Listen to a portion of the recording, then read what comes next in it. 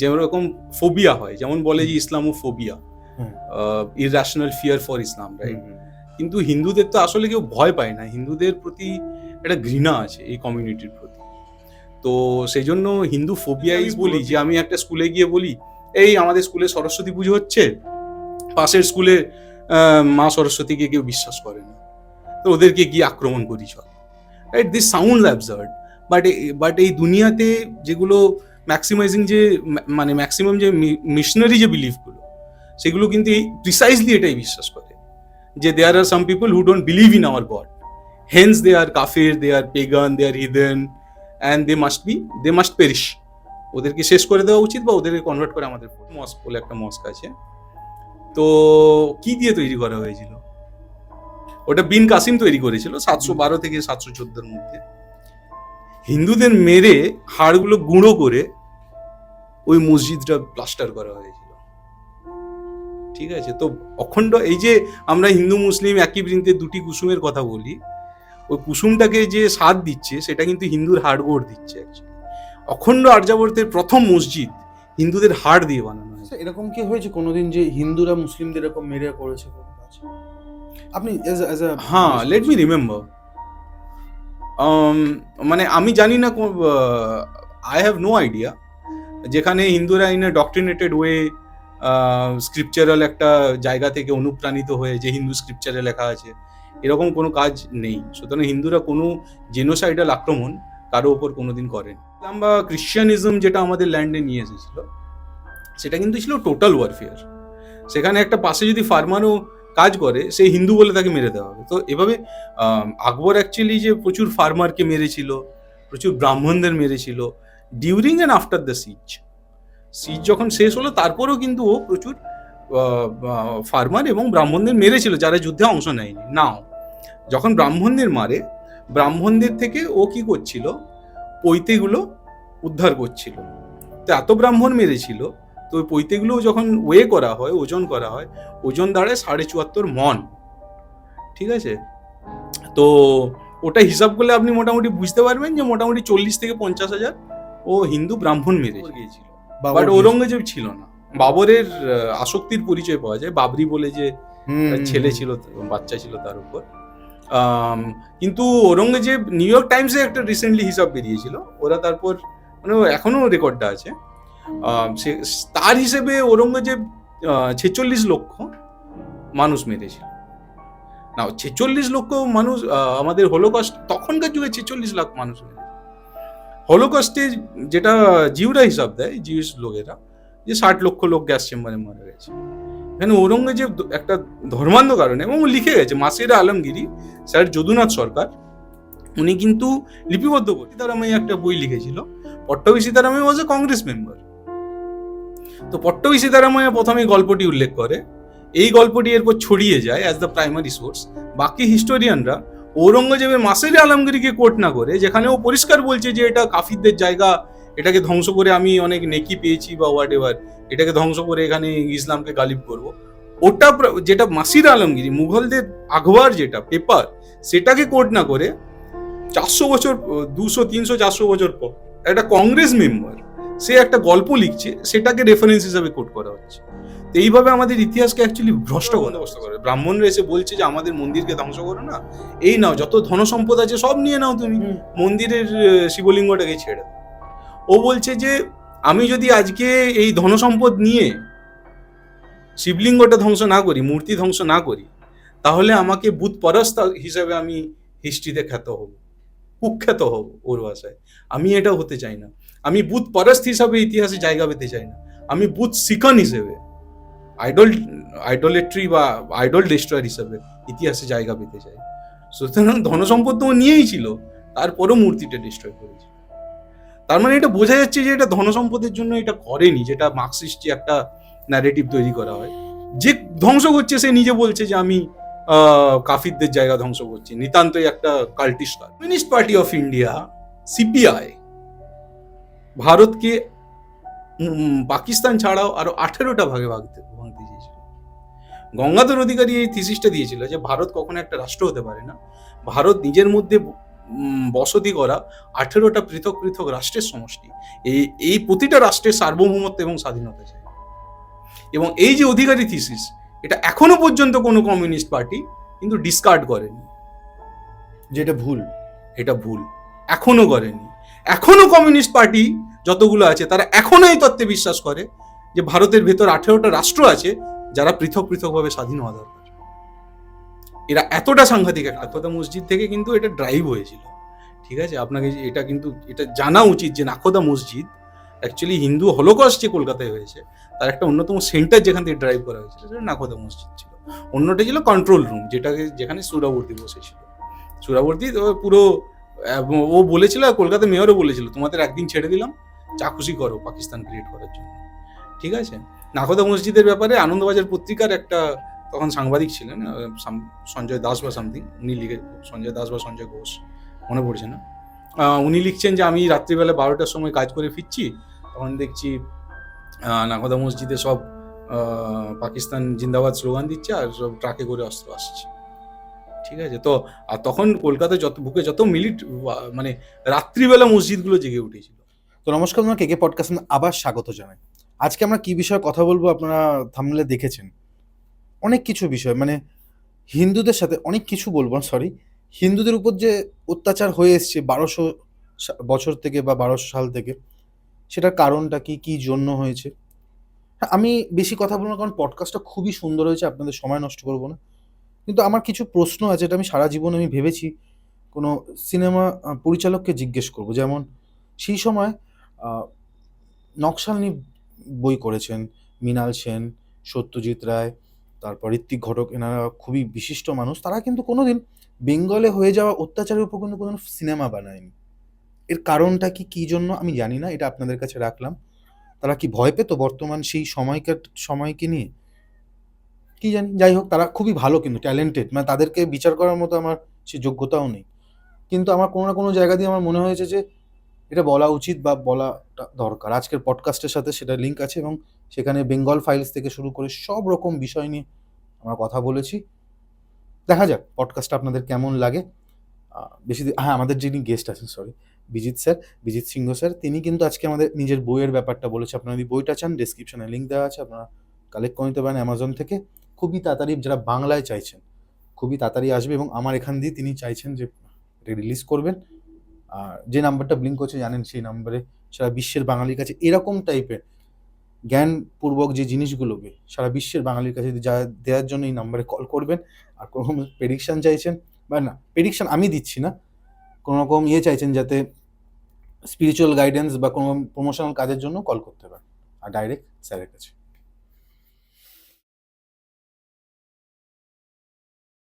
কেমন আছেন স্যার? ভালো। স্যার, আজকে যে আমাদের বইটা আছে, যে বইটার জন্য আমরা আজকে আমাদের পডকাস্টটা হচ্ছে, প্রথম বলবো স্যার জয় শ্রীরাম আপনাকে। প্রথম জয় শ্রীরাম। কারণ এইটা আপনি আগে করতে পারেননি, এর কারণ হচ্ছে যে আমাদের এখানে অন্য রকমের তৃণমূলের রাজত্ব ছিল, তো ভয় নিয়ে লাভ নেই, ঠিক আছে। এবং বইটা আমি দর্শকদের দেখাবো, ভাই দেখা যাচ্ছে বইটা, এখানে বইটা ভালোভাবে নামটা দেখলে দেখা যাবে যে হিস্ট্রি অফ হিন্দুইজম, হিন্দু মিসিয়া অ্যান্ড হিন্দু জেনোসাইডস। স্যার মানেটা কি? জেনোসাইডস তো আমি বুঝতে পারলাম, হিন্দু মিসিয়া, হ্যাঁ, মাসিহা যে এটা, ওটা কি? এটা না, মাসিহা না, মিসিয়া হচ্ছে হেট্রেড। হেট্রেড। হ্যাঁ, মানে হিন্দু মিসিয়া মানে হিন্দু হেট্রেড। যেরকম ফোবিয়া হয়, যেমন বলে যে Islamophobia, irrational fear for Islam, right? কিন্তু হিন্দুদের তো আসলে কেউ ভয় পায় না, হিন্দুদের প্রতি একটা ঘৃণা আছে এই কমিউনিটির প্রতি। তো সেই জন্য Hindu phobia is probably not the right. আপনি ইন্ডিয়ার হয়ে লিখেছেন নাকি ইন্ডিয়ার বাইরের হয়ে লিখেছেন? ইন্ডিয়ার বাইরে বলতে মানে হিন্দু নিয়ে যে এত অসুবিধা, এটা হিন্দু মানে আমাদের দেশের এটা অবস্থা না, globally this is a phenomenon.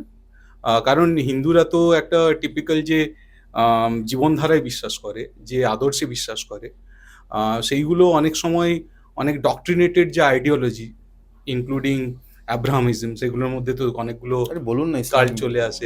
ভয় নেই আপনার?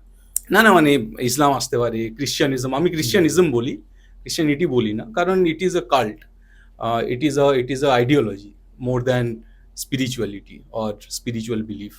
ইসলাম আসতে পারে, জুডিজম আসতে পারে, ক্রিশ্চিয়ানিজম আসতে পারে, মার্কসিজম আসতে পারে, ইভেন নিহিলিজম আসতে পারে। সো এগুলো সবগুলো এক একটা এক একটা আইডিওলজি, হুম হুম যাদের একটা স্পেসিফিক বই আছে, স্পেসিফিক প্রফেট আছে, হয়তো কোনো ক্ষেত্রে গড থাকতেও পারে, নাও থাকতে পারে। যেমন Marxism is basically Abrahamism without God, hmm কিন্তু ওদের ওই বইটা আছে, একটা প্রফেট আছে যে কার্ল মার্কস, হুম রাইট? তো মানে এগুলো একটা প্যাটার্নে চলে, এবং এই যে ইজম যেগুলো যেগুলো কথা আমি বলছি, সেগুলো বিশ্বাস করে একটা মানে হিস্ট্রিওসেন্ট্রিক মোরালিটি, যেটা আমরা এমনি গল্প করছিলাম, যে একটা specific time line in history, যেখানে একটা পয়েন্টে কেউ একটা জন্ম নেয়, হয়তো কার্ল মার্কস যেমন জন্ম নিল বা কোনো প্রফেট জন্ম নিল, তার আগে এরা বিশ্বাস করে it was complete age of darkness, অন্ধকারাচ্ছন্ন যুগ, এবং সে কেউ একটা এসে যেন তারপর থেকে আলোই আলো, এজ অফ ওটা মনে ইলুমিনেশন। করেন। স্যার আপনার কাছে মাইথোলজিটা কি?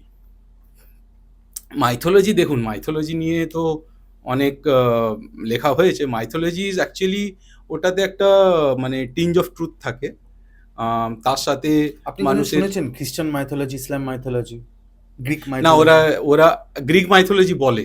বলে। তার কারণটা কি? কারণ যে গ্রিক যে ভাবধারাগুলো, আদর্শগুলো, ওগুলোকে একটা মানে রিকগনাইজ কাল্পনিক করা। কাল্পনিক একটা চরিত্র ধরা হয়। হ্যাঁ, তাহলে কাল্পনিক বলা। হিন্দু মাইথোলজি কেন হয়? ইসলাম মাইথোলজি নেই কেন? রাইট, মানে মাইথোলজি তো মানে আমাদের ওয়ার্ড নয়। মানে এই মাইথোলজি তো প্রথম কথা একটা অপমান করা একটা রাইট, ওয়ার্ড একটা। রাইট।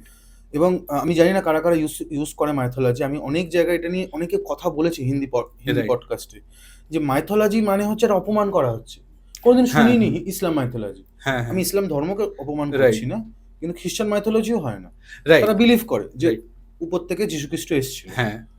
না, মিথ অ্যাকচুয়ালি যদি আপনি অরিজিনাল গ্রিক ওয়ার্ড ধরেন, হুম মিথ কথাটার প্রবাবলি মানে হচ্ছে ওয়ার্ড, শব্দ। হুম ঠিক আছে? তো আমরা অনেক সময় অনেক পডকাস্টে দেখেছি মিথটাকে মিথ্যার সাথে জড়িয়ে দেওয়া হয়। হুম তার অপোজিট সত্যলজি বলে। Hmm but myth originally is like শব্দ, হুম। ওয়ার্ডস। ঠিক আছে? সেটাকে স্টোরি তা বলতে আপনি পারেন। বিশ্বাস করেন হিন্দু মাইথোলজিকে?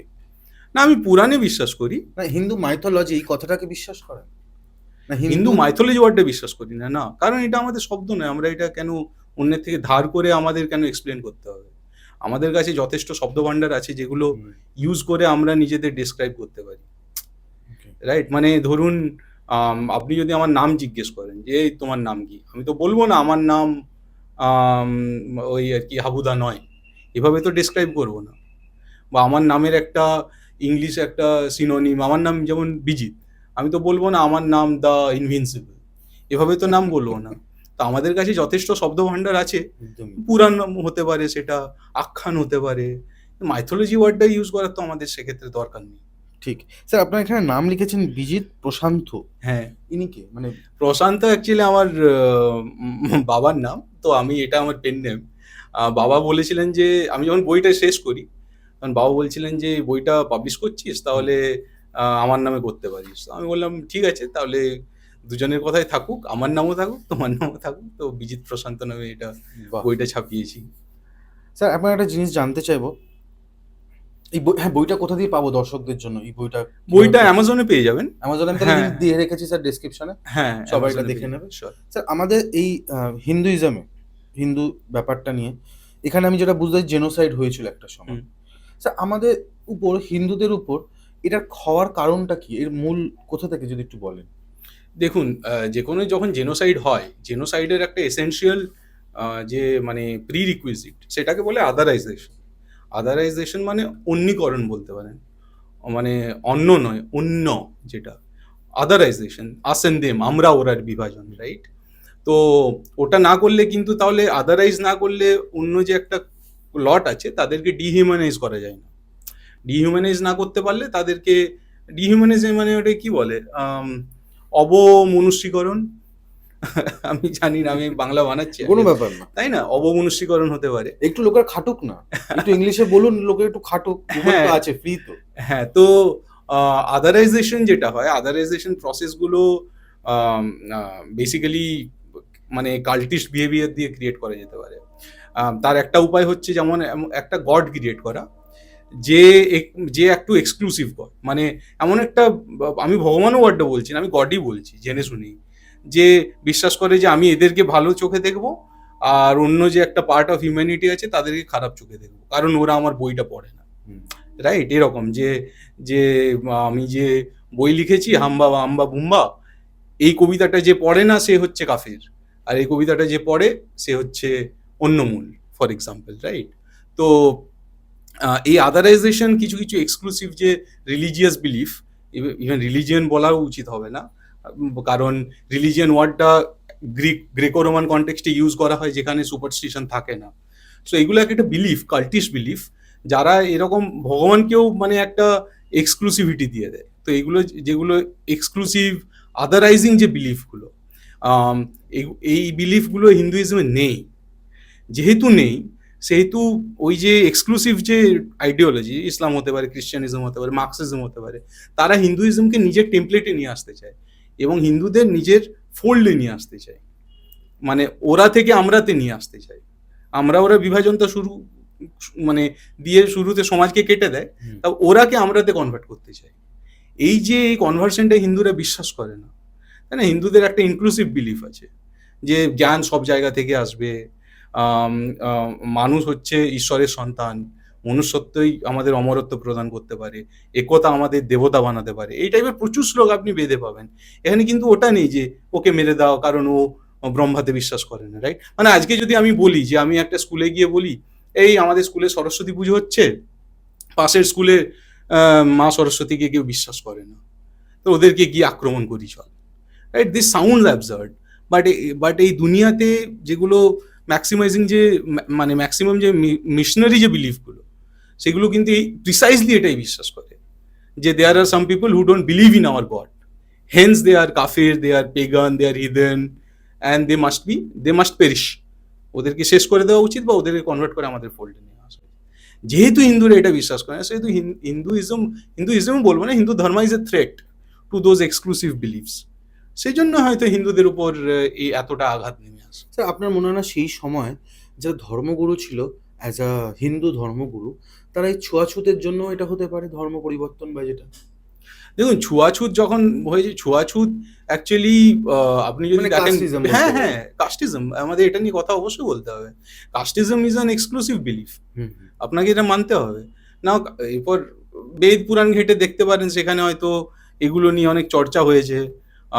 একটা বর্ণ ব্যবস্থার মোটামুটি ছবি তো আমরা পেয়েই যাই, মহাভারত থেকে পাই, রামায়ণ থেকে পাই, কিন্তু এটাকে একটা মানে ওই টেমপ্লেটে ফেলে দিই। না, রামায়ণ মহাভারত আমি পাই না।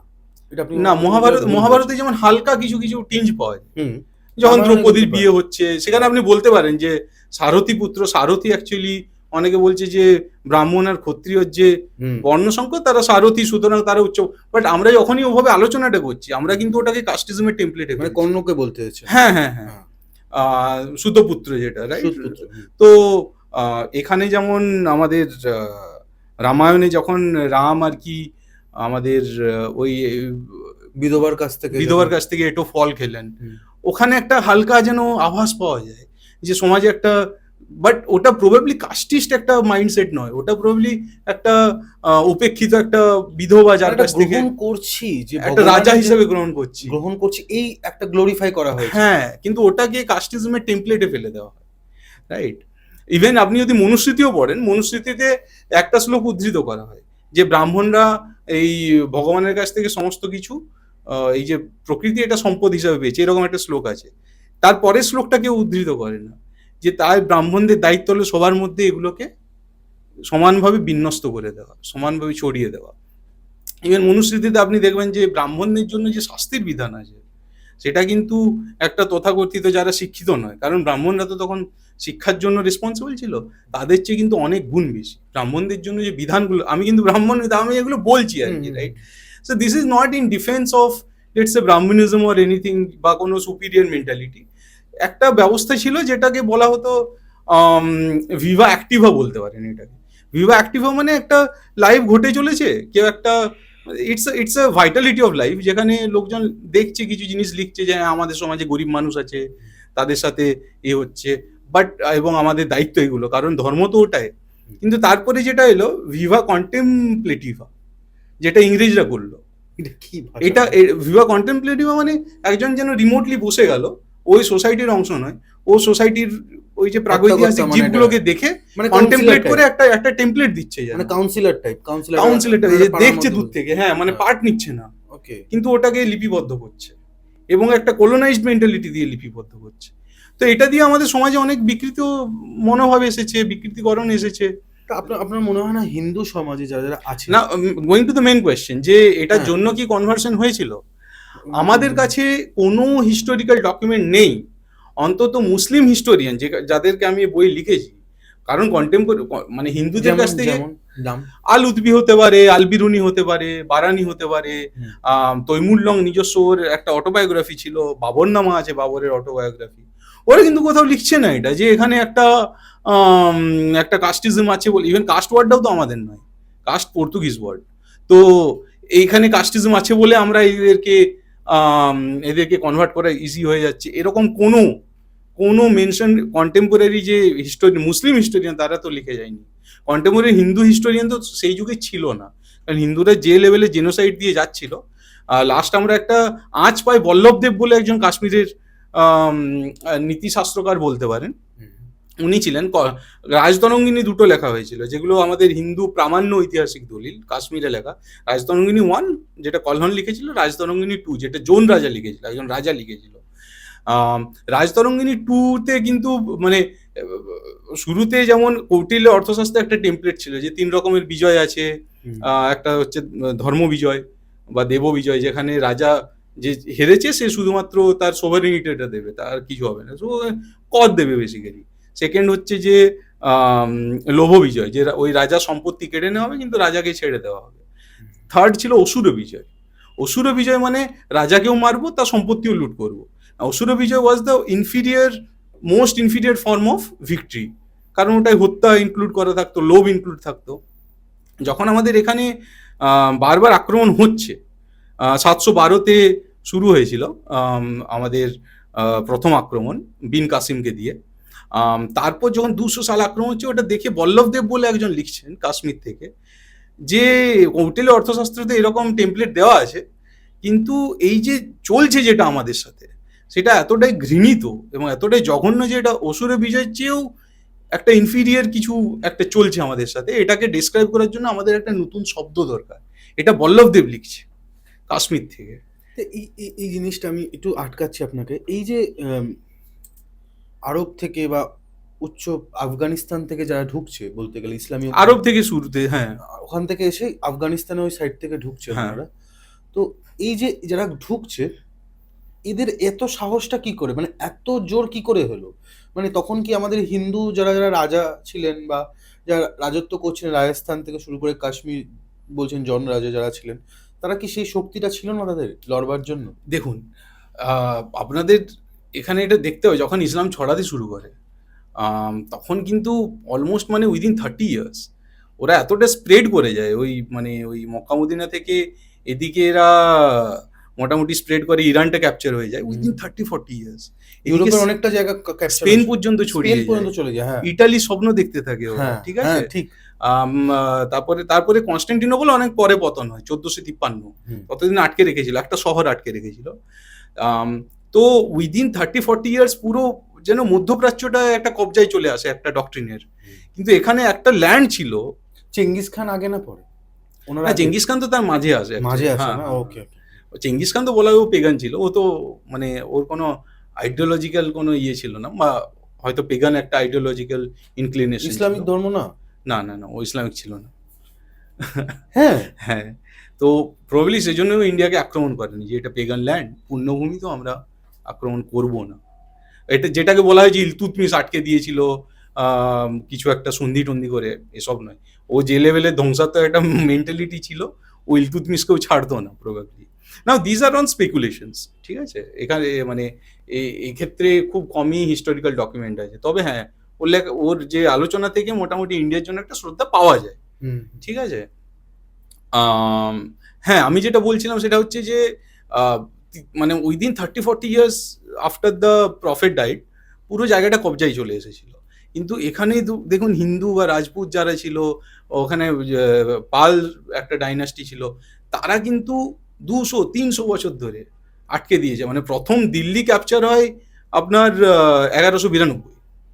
তার আগে বহু লোক এসেছিল যারা একটা ওই জয়পাল, ওদের একটা ডাইনাস্টি ছিল যারা প্রচন্ডভাবে ওই মানে লড়েছে এবং আটকে রেখেছে, ঠিক আছে? যখন গজনী আসছে, ওর ৩-৪টে মানে বংশানুক্রমে লড়ে গেছে, যে ৩টে পিঢ়ি ওর বরবাদ হয়ে গেছে। ঠিক আছে? কখনো হাল ছাড়েনি। এবং তারপর ১১৯২ ঘুরি যখন পৃথ্বীরাজ চৌহানকে হয়, তারপর দিল্লি ক্যাপচার হয়। এবং ঘুরি প্রবাবলি তারপর দিল্লির সব মন্দির-টন্দির ধ্বংস করে। দিল্লিকে যে রূপে দেখি আমরা, সেই রূপটা তো অবশ্যই, মানে এটা তো ইন্দ্রপ্রস্থ ছিল প্রবাবলি। কিন্তু ঘুরি এসে, এটা লেখা আছে, ঘুরি লিখেছে, মানে অ্যাটলিস্ট আমরা ওই ডকুমেন্টটা পাই, যে ঘুরি কিন্তু মোটামুটি দিল্লির সমস্ত টেম্পল ধ্বংস করে। তার আগে মুলতান যেমন ধ্বংস করে, বিন কাসিম এসে ধ্বংস করে, সূর্য টেম্পল বাদেও আরো বহু শয়ে শয়ে মন্দির ধ্বংস করেছে। আচ্ছা, আরেকটা ইনফরমেশন এখানে দিয়ে দিই, হুম। যে আপনি জানেন কি কে প্রথম এই যে অখণ্ড আর্যাবর্ত যেটাকে বলি, অখণ্ড উত্তর ভারত যদি আপনি বলেন, হুম, হুম। পাকিস্তান, বাংলাদেশ, আফগানিস্তান ইনক্লুড করে, এই অখণ্ড আর্যাবর্তের প্রথম মসজিদ কে বানিয়েছিল? কিন্তু সিন্ধের দেবলে হয়েছিল। বানভোর মস্ক বলে একটা মস্ক আছে। তো কি দিয়ে তৈরি করা হয়েছিল? ওটা বিন কাসিম তৈরি করেছিল ৭১২ থেকে ৭১৪-র মধ্যে। হিন্দুদের মেরে হাড়গুলো গুঁড়ো করে ওই মসজিদটা প্লাস্টার করা হয়েছিল। ঠিক আছে? তো অখণ্ড, এই যে আমরা হিন্দু মুসলিম একই বৃন্তে দুটি কুসুমের কথা বলি, ওই কুসুমটাকে যে স্বাদ দিচ্ছে, সেটা কিন্তু হিন্দুর হাড়গোড় দিচ্ছে অ্যাকচুয়ালি। অখণ্ড আর্যাবর্তের প্রথম মসজিদ হিন্দুদের হাড় দিয়ে বানানো হয়েছিল। ঠিক আছে? মসজিদটা এখনো আছে? এখনো আছে। এবং এটা আমি কোট করছি V S Naipaul, among the believers and Islamic journey. V S Naipaul is a Nobel laureate. So তিনি বলছেন? তিনি বলছেন এই কথাটা। ঠিক আছে? তো আমি রেফারেন্সও দিয়ে দিলাম আপনাকে। সো অখণ্ড ভারতের প্রথম, অখণ্ড আর্যাবর্তের প্রথম মসজিদ, অখণ্ড ভারতের প্রথম মসজিদ প্রবলি কেরালায় বানানো হয়েছিল, তো মার্চেন্টদের দ্বারা বানিয়েছিল। বাট অখণ্ড আর্যাবর্ত, মানে দিস অ্যাকচুয়ালি এক্সপ্লেন কি, এই যে হিন্দু মুসলিম যে টাসেল আমরা দেখি, এর অরিজিন কিন্তু ওখান থেকে হচ্ছে, রাইট? যে একটা এক্সক্লুসিভিস্ট বিলিফ, যারা গালিব হওয়ার চেষ্টা করছে, একটা একটা ন্যাচারাল মোরালিটিতে বিশ্বাস করে একটা কমিউনিটির উপর, ওই জায়গা থেকে কিন্তু আপনি, মানে এটা নয় যে, মানে যখন আপনি দেখাতে যান যেন দাঙ্গা হচ্ছে বা কিছু, বাট এগুলো আসলে দাঙ্গা নয়, এগুলো অ্যাকচুয়ালি জেনোসাইড হয়েছে। এটার পিছনে একটা ডক্ট্রিন ছিল, একটা টেমপ্লেট ছিল, কিভাবে মারা হবে তার জন্য মোটামুটি একটা স্ক্রিপচার আছে, সেই স্ক্রিপচার বলে এক্স্যাক্টলি কিভাবে মারা উচিত। ঠিক আছে? তো এই পুরো ককটেলটা মিশিয়ে কিন্তু হিন্দুদের উপর যেটা এসেছিল, সেটা কিন্তু আলটিমেটলি জেনোসাইড। ঠিক আছে? কারণ জেনোসাইড ওয়ার্ডটা অ্যাকচুয়ালি ইউনাইটেড নেশনসে ডিফাইন করা আছে, ইউনাইটেড নেশনসের জেনোসাইড প্রিভেনশন কনভেনশন, সেখানে জেনোসাইড ডিফাইন করা হয়েছে। আর্টিকেল 1, 2, 3 দেওয়া হয়েছে, যেখানে জেনোসাইডকে ক্রাইম বলা হয়েছে। ঠিক আছে? এই সবগুলো যদি আপনি দেখেন, তাহলে কিন্তু মানে ইউনাইটেড নেশনসের যে জেনোসাইডের ডেফিনেশন, তার সাথে কিন্তু এই আক্রমণগুলো অ্যাকচুয়ালি মিলে যায়। স্যার, এরকম কি হয়েছে কোনোদিন যে হিন্দুরা মুসলিমদের এরকম মেরে করেছে কোনো কাজ? আপনি এজ আ হ্যাঁ, লেট মি রিমেম্বার। মানে আমি জানি না, আই হ্যাভ নো আইডিয়া, যেখানে হিন্দুরা ইন এ ডক্ট্রিনেটেড ওয়ে স্ক্রিপচারাল একটা জায়গা থেকে অনুপ্রাণিত হয়ে, যে হিন্দু স্ক্রিপচারে লেখা আছে, এরকম কোনো কাজ নেই। সুতরাং হিন্দুরা কোনো জেনোসাইডাল আক্রমণ কারো ওপর কোনোদিন করেনি। This is fact. কারণ আমাদের স্ক্রিপচারে নেই। জেনোসাইডের একটা বড় উপাদান হচ্ছে তার পিছনে একটা আন্ডারলাইং ডক্ট্রিন থাকবে, যেটা বলবে, যেটা আদারাইজেশন করাবে, তারপর জেনোসাইড করাবে। হিন্দুদের কোনো আদারাইজেশন বা হিন্দুদের কোনো জেনোসাইডাল ডক্ট্রিন নেই হিন্দু স্ক্রিপচারে, কোথাও নেই। একটা জিনিস জানতে চাবো, যখন এটার পর যখন মোগল সাম্রাজ্য ঢুকছে, এই আকবরের যে বলা হয় যে এত সুন্দর ওনার সময়, উনি মুদ্রা শুরু করেন, এবং তাজমহলের যে একটা পরিকল্পনা তার হাত দিয়ে হয়। অনেকে ওটা বলে শাহজাহানের হাত দিয়ে, হ্যাঁ। শাহজাহানের হাত দিয়ে হয়, সরি, আকবরের না, শাহজাহানের হাত দিয়ে হয়। এবং শাহজাহান বলে, অনেকে বলেছেন যে শাহজাহান নাকি একটা মন্দিরকে ভেঙে ওই তাজমহল বানায়। ঠিক আছে, এটা একটা প্রশ্ন, এটা কি সত্যি কিনা। আর সেই নদীর অপোজিটে একটা কালো রঙের একটা তাজমহল তিনি বানাতে শুরু করবেন ভেবেছিলেন। ওকে। এটা কি সত্যি? সেই কালো রঙের তাজমহলটা তো কিংবদন্তিতে আছে। আমি জানি না কোনো ঐতিহাসিক দলিল থাকতে পারে, আমি পড়িনি। আম, যেটা তাজমহলের যে কিসের উপর বানানো হয়েছে বা কিছু, তো এটা কিন্তু তখন আব্দুল হামিদ লাহোরি বলে একজন ঐতিহাসিক আছেন, উনি বাদশাহনামা একটা লিখেছিলেন ঐতিহাসিক দলিল, সেখানে কিন্তু এটা মেনশন করা আছে যে ওই যে জায়গাটা তাজমহলের, ওটা অ্যাকচুয়ালি প্রবাবলি জয়সিং এর ছিল। তো জয়সিং এর কাছ থেকে হয়তো কিছু উপঢৌকন হিসাবে কিছুভাবে ওটা কিন্তু নেওয়া হয়েছিল। So that was originally either a Hindu palace or Hindu temple or a Hindu structure, let's put it that way. কি আব্দুল হামিদ লাহোরি, বাদশাহনামা। আমার বইও আছে অ্যাকচুয়ালি, আমি বই লিখেছি। আচ্ছা, আমি আরেকটা আকবরের হ্যাঁ, কথা হ্যাঁ, এলো তো হ্যাঁ, আরেকটা কথা বলি। হ্যাঁ। 74.5 আমাদের তো বাংলায় সিনেমা হয়েছে। হুম, হুম, হুম, হুম। 74.5 কথাটা মানে কোথা থেকে এলো? হঠাৎ করে এরকম একটা উদ্ভট নাম্বার এলো কোথা থেকে? 74.5 তো মনে হয় আমার খুব শুনেছি আচ্ছা, বইটার নাম। তো আকবর যখন চিত্তোরগড় আক্রমণ করে, তো চিত্তোরগড় সিজ করে নিয়েছিল, হুম। অবরুদ্ধ করে আর কি। তো তখন কিন্তু ওরা কিন্তু হাল ছাড়েনি, মানে চিত্তোরগড়ের যে হিন্দু রাজারা বা পুরো যে সাম্রাজ্য ছিল রাজপুতদের, তো তখনও কি করে, ও নিরীহ লোকদের মারতে শুরু করে। মানে আমাদের অ্যাগেন যে এই কৌটিল্যের যে অর্থশাস্ত্রের যে ডেফিনেশন অফ যুদ্ধ ওয়ারফেয়ার, সেখানে কিন্তু যুদ্ধ রাজায় রাজারে হবে। এটা নয় যে পাশে গিয়ে একটা ফার্মার, মানে it was not a total warfare. কিন্তু যেটা ইসলাম বা ক্রিশ্চিয়ানিজম যেটা আমাদের ল্যান্ডে নিয়ে এসেছিল, সেটা কিন্তু ছিল টোটাল ওয়ারফেয়ার। সেখানে একটা পাশে যদি ফার্মারও কাজ করে, সে হিন্দু বলে তাকে মেরে দেওয়া হবে। তো এভাবে আকবর অ্যাকচুয়ালি যে প্রচুর ফার্মারকে মেরেছিল, প্রচুর ব্রাহ্মণদের মেরেছিল ডিউরিং অ্যান্ড আফটার দ্য সিজ। সিজ যখন শেষ হলো তারপরেও কিন্তু ও প্রচুর ফার্মার এবং ব্রাহ্মণদের মেরেছিল যারা যুদ্ধে অংশ নেয়নি। নাও যখন ব্রাহ্মণদের মারে, ব্রাহ্মণদের থেকে ও কি করছিল, পৈতেগুলো উদ্ধার করছিল। তো এত ব্রাহ্মণ মেরেছিল, তো ওই পৈতেগুলো যখন ওয়ে করা হয়, ওজন করা হয়, ওজন দাঁড়ায় 74.5 মন। ঠিক আছে, তো ওটা হিসাব করলে আপনি মোটামুটি বুঝতে পারবেন যে মোটামুটি 40,000 থেকে 50,000 ও হিন্দু ব্রাহ্মণ মেরেছিল, যারা যুদ্ধে অংশ নেয়নি কিন্তু। ঠিক আছে, আদার দেন দ্য ফার্মার্স, মানে নেটিভ যে পপুলেশন তাদের তো মেরেই ছিল, সেটা তো হিসাব নেই, ওদের হিসাবে ওরা 30-40 হাজার মেরেছিল। সো তার জন্য আপনি ভাবুন আমাদের বাংলা পর্যন্ত ওই যে ওই চেতনাটা যে এত বড় একটা কাণ্ড হয়ে গেছে, ওটা ওই হাওয়াটা এত দূর পর্যন্ত এসেছিল যে আমরা বাঙালিরা যখন চিঠি লিখতাম, তখন ধরুন আমি আপনাকে চিঠি লিখবো, আমি চাই না যে অন্য কেউ চিঠিটা পড়ে নিক, তো সেই জন্য চিঠির উপর 74.5 লিখে দেওয়া হতো, যাতে যদি তৃতীয় ব্যক্তি ওই চিঠিটি পড়ে, তাহলে ওই যে চিত্তোরগড় ম্যাসাকারের, চিত্তোরগড় জেনোসাইডের যে পাপটা, সেটা যেন ওর মাথায় চলে আসে। সো এটা হচ্ছে হিস্ট্রি অফ 74.5। ঠিক আছে, এরকম প্রচুর কিংবদন্তি পাবেন আমাদের বাঁকুড়া, পুরুলিয়া দিকে। কিংবদন্তি কিভাবে বলছেন? এই ধরনের এরা আর ঔরঙ্গজেব কি সত্যিও তো অত্যাচারী ছিল? হ্যাঁ, নিউ ইয়র্ক টাইমসের ঔরঙ্গজেব তো প্রবাবলি মানে পৃথিবীর সবচেয়ে বড় মানে মাস কিলার। আর উনি একজন গেও ছিল বলা হয়। না, ঔরঙ্গজেব গে প্রবাবলি ছিল না, হতে পারে যে বাবর গিয়েছিল, বাট ঔরঙ্গজেব ছিল না। বাবরের আসক্তির পরিচয় পাওয়া যায়, বাবরি বলে যে ছেলে ছিল, বাচ্চা ছিল তার উপর। কিন্তু ঔরঙ্গজেব, নিউ ইয়র্ক টাইমসে একটা রিসেন্টলি হিসাব বেরিয়েছিল, ওরা তারপর মানে এখনো রেকর্ডটা আছে, তার হিসেবে ঔরঙ্গজেব 46 লক্ষ মানুষ মেরেছিল। না, 46 লক্ষ মানুষ আমাদের হোলোকস্ট তখনকার যুগে 46 লাখ মানুষ মেরেছে। হোলোকস্টে যেটা জিউরা হিসাব দেয়, জিউস লোকেরা, যে 60 লক্ষ লোক গ্যাস চেম্বারে মারা গেছে।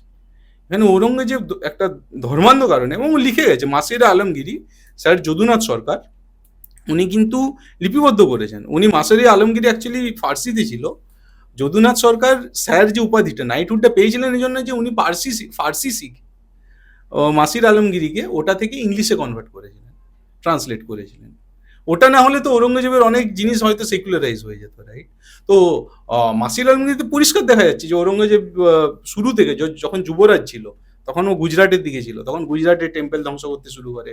গুজরাটে বলে যে এখানে কোনো নতুন টেম্পল বানানো যাবে। তারপর যখন ও বাদশাহ হয়ে যায়, তারপরে বেনারসে হিন্দুদের সমস্ত পড়াশোনার পাঠশালা ধ্বংস করে দেয়। আমাদের কত কত মন্দির বেনারসে ধ্বংস করে।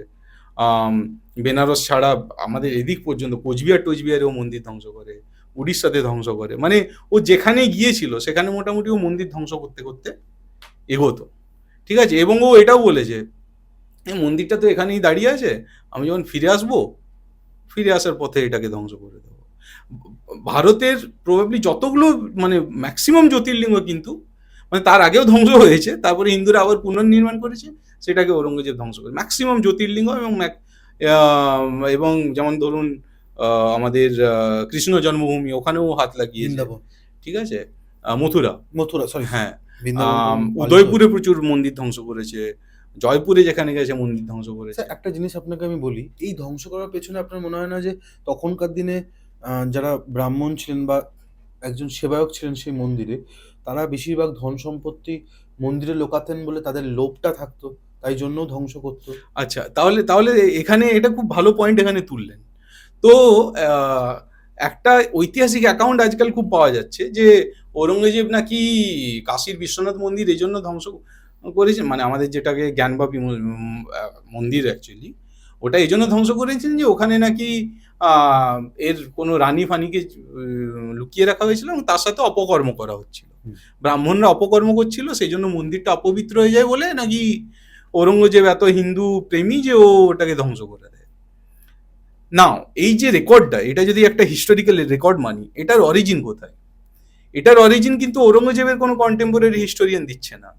এটার পাওয়া যাচ্ছে, রেকর্ড পাওয়া যাচ্ছে, পট্টবী সীতারামাইয়া একটা বই লিখেছিল। পট্টবী সীতারামাইয়া ওয়াজ এ কংগ্রেস মেম্বার। তো পট্টবী সীতারামাইয়া প্রথমে গল্পটি উল্লেখ করে, এই গল্পটি এরপর ছড়িয়ে যায় অ্যাজ দ্য প্রাইমারি সোর্স।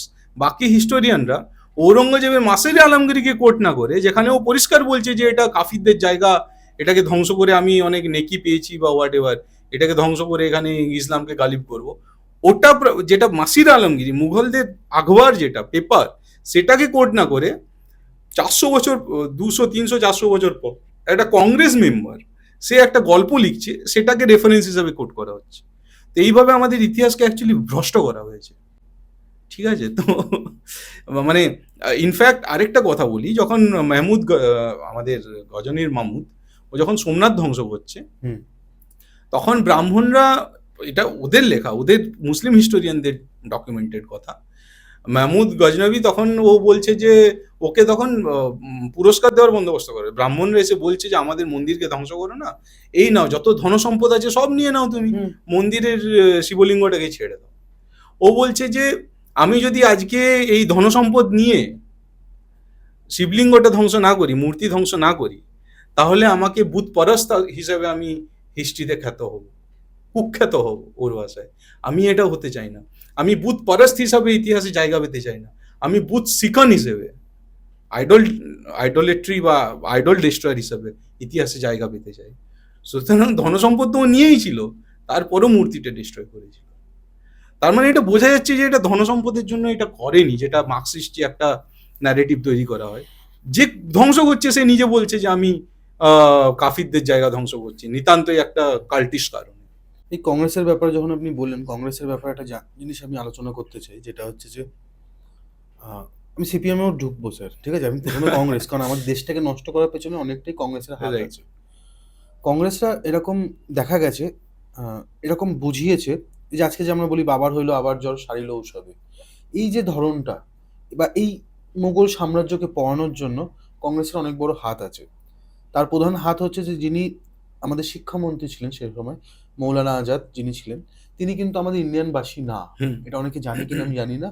তিনি আরবে জন্মগ্রহণ করেছেন এবং ওখানেই মরতে চেয়েছিলেন। হ্যাঁ, ওখানেই আমাদের মরতে যেমন চেয়েছিলেন। দ্বিজেন্দ্রলাল রায় বলে গেছে আমার এই দেশে জন্ম, যেন এই দেশেতে মরি, হ্যাঁ, ও উল্টো কথা লিখছে, কিন্তু- ওর কাছে দেশ কিন্তু আলাদা। কিন্তু টিচার্স ডে কিন্তু ওনাকে মানানো হয় না।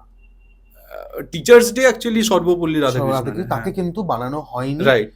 শিক্ষামন্ত্রী। মানে এটা কংগ্রেসের, মানে জানি না কংগ্রেস কারা পছন্দ করে, মানে নিমজ্জিত একটা মানে একটা মানে এদের গালাগালি দিলেও গালাগালি বলে, প্লিজ আমাদের গালাগালি দিও না, আমরা কংগ্রেস বলো, তাহলেই আমরা অপমানিত হব। যাই হোক, তো তার সেখানে দেখা যায় এরকম ভাবে না অনেক কিছু আমাদের শিল্প থেকে শুরু করে, হিস্ট্রি থেকে শুরু করে, অবনীন্দ্রনাথ ঠাকুরের অনেক বড় অবদান আছে হিস্ট্রির উপর। কারণ যখন ব্রিটিশরা বললো হিস্ট্রি বলে আমাদের ইন্ডিয়াতে কিছু নেই, তখন তার একটা বড় অবদান দেখা গেছে শিল্পের ক্ষেত্রে, হ্যাঁ, শিল্পের ক্ষেত্রে। এবং বাদবাকি ওটা যখন বেরোলো, তার সাথে সাথে সবকিছুই বেরোলো, রাইট। হিস্ট্রি হিসাবে একটা সাবজেক্ট গণ্য করা হলো। সেখানে হিস্ট্রির মধ্যে যে এখন কংগ্রেসটা ঢুকে, এই শিক্ষামন্ত্রী একজন মুসলিম, যারা জানেই না আমাদের দেশে কি হতে পারে, এটার পেছনে আপনার মনে হয় না যে কংগ্রেসের অনেক বড় একটা মানে মানে হেট্রেড দিয়েছে মুসলিমদের? রাইট, এটার কারণ এটা একটু বলবেন ডেফিনেটলি। এই বিষয়টা একটু? তো আম, কংগ্রেস আপনাকে দেখুন, আমি জওহরলাল নেহরুতেও যাব, তারপরে শিক্ষামন্ত্রীতে যাব। কংগ্রেস তৈরি কি জন্য হয়েছিল? কংগ্রেস তৈরি, দেখুন আপনি যদি ম্যাকলের যে ম্যাকলে শিক্ষা ব্যবস্থা যেটা আমরা এখন শিখছি, যে ইংরেজিটাকে মাথার উপর চড়িয়ে রাখা, এটা ম্যাকলে বলে একটা সর্ট অফ রাজনীতিবিদ বলতে পারেন, বা ওদের একটা আম, আম, বুদ্ধিজীবী, রাইট? বুদ্ধিজীবী। তো বুদ্ধিজীবী Macaulay actually minute of Indian education বলে একটা আহ, ছোট্ট ড্রাফট লিখেছিলেন, যেটা ওদের পার্লামেন্টে পেশ পেশ করা হয়। তো ওখানে লেখা ছিল যে আমরা এই যে এদের ভারত শাসন করতে চাইছি, কিন্তু এদের ল্যাঙ্গুয়েজটা আমরা বুঝি না। তো সুতরাং যখন এখানে এই যে ঝামেলাগুলো ক্রিয়েট হচ্ছে, এরা যখন একটা প্রোটেস্ট করছে বা কিছু, এদের ল্যাঙ্গুয়েজ বুঝতে পারছি না, সুতরাং একটা ডিসকর্ডেন্স ক্রিয়েট হচ্ছে সেটার জন্য। সেগুলো সেজন্য এগুলো সামলানো মুশকিল হয়ে যাচ্ছে, কারণ ওরা ওদের ভাষায় কথা বলে, আমরা ইংরেজি ভাষায় কথা বলি। তো আমাদের এমন একটা ক্লাস তৈরি করতে হবে যারা কিন্তু who will be Indian in colour বা British in mind or intellect, British by heart or something. ঠিক আছে? তার মানে ও, আর এটা কি জন্য ছিল, যে এই যে যে একটা ডিসেন্ট তৈরি হচ্ছে, এই ডিসেন্টটা বোঝার জন্য। ডিসেন্ট মানে যে আমি মানে মতের অমিল যেটা, এটা এটা বোঝার জন্য আর একটা দালাল শ্রেণী ক্রিয়েট করতে হবে যারা আমাদের মাঝে থাকবে, আর ওই পক্ষে যে যখন অসন্তোষগুলো তৈরি হচ্ছে, তখন এরা এটা অ্যাবজর্ব করে নেবে। And তারপর যখন অ্যালান অক্টোভিয়ান হিউম, মানে কংগ্রেসও ব্রিটিশদের বানানো, কংগ্রেস হচ্ছে পাঁচাটা, মানে যেমনি এখানে চটি হ্যাঁ চাটা হ্যাঁ ছিল, হ্যাঁ হ্যাঁ ওরা ব্রিটিশদের পাঁচাটা। বুটচাটা, এবং এটা প্রতিটা অধিবেশনে মানে ওরা এটা যখন সব বলছে, জায়গায় তাই পাওয়া যায়। হ্যাঁ, কংগ্রেসের প্রতিটা অধিবেশনে যখন আপনি ইয়েগুলো পড়বেন, তখন পরিষ্কার বোঝা যায় যে আমরা ব্রিটিশদের করতে পারি না, ব্রিটিশরা আমাদের সবকিছু দিয়েছে টাইপের। নাও তো অ্যালান অক্টোভিয়ান হিউম এটা বললো যে Congress will be sort of A buffer, যে কোনো আঘাত যখন আসবে কংগ্রেস এটাকে অ্যাবজর্ব করে নেবে, মানে একটা দালাল অভিজাত গোষ্ঠী আমাদের তৈরি করতে হবে। তো তার একটা উপযোগ হচ্ছে আমাদের জওয়াহরলাল নেহেরু। নাও সবাই, অনেকের পলিটিক্যাল অনেক কথাবার্তা থাকতে পারে, এখানে আমি জওয়াহরলাল নেহেরুর দুটো ইনস্ট্যান্স উল্লেখ করব। একটা হচ্ছে ওর ডিসকভারি অফ ইন্ডিয়া, ওর নিজের বই থেকে। দু নম্বর, আমি রেকর্ড ছাড়া কথা বলবো না, রাইট? দু নম্বর হচ্ছে guilty man of India's partition. এটা একটা বই লিখেছিলেন আমাদের রাম মনোহর লোহিয়া। তো সোশ্যালিজমে যিনি বিশ্বাস করতেন, তো তখন ওই কংগ্রেসের সাথেই নেতৃত্ব দিয়েছিলেন ওই সব কংগ্রেসের যে ছোটোখাটো আন্দোলন ছিল সেগুলো। নাও প্রথম ইনস্ট্যান্স হচ্ছে যেখানে জওয়াহরলাল নেহরু ডিসকভারি অফ ইন্ডিয়াতে লিখছে, এবং আমি বইটাই কোট করেছি আমার বইতে, যে অসবর্ন সিটওয়েল বা কিছু একটা নাম আছে, রাইট, একটা ইংরেজ অফিসার, উনি বলছেন যে আমাদের ইন্ডিয়ান যে স্থাপত্যগুলো, ভাস্কর্যগুলো, সেগুলো একটু যেন ময়লা ময়লা, রাইট, একটু গ্রিজি। আমি তো এটাতে না করতে পারি না। আম, এবং no matter how good I am, মানে আমি যত ভালোই ইংরেজি বলতে পারি বা কিছু, I can not hate myself enough for being Indian. মানে আমি আমি যেহেতু ইন্ডিয়ান, সেহেতু আমি নিজেকে ঘৃণা করতে পারি, কিন্তু এনাফ ঘৃণা করতে পারি না যতটা একটা ব্রিটিশ করতে পারে। ঘৃণার কম্পিটিশন চলছে, মানে একটা মানুষ নিজেকে ঘৃণা করছে যে ও ইন্ডিয়ান, এবং ওর সাথে সাথে ইন্ডিয়ান যে শিল্প, স্থাপত্য, ভাস্কর্য, যার সাথে ওর কোনো পরিচিতি নেই না সেইভাবে, না, সেগুলোকে ঘৃণা করছে, যেগুলো তো গ্রিজি, এগুলো ময়লা ডার্টি।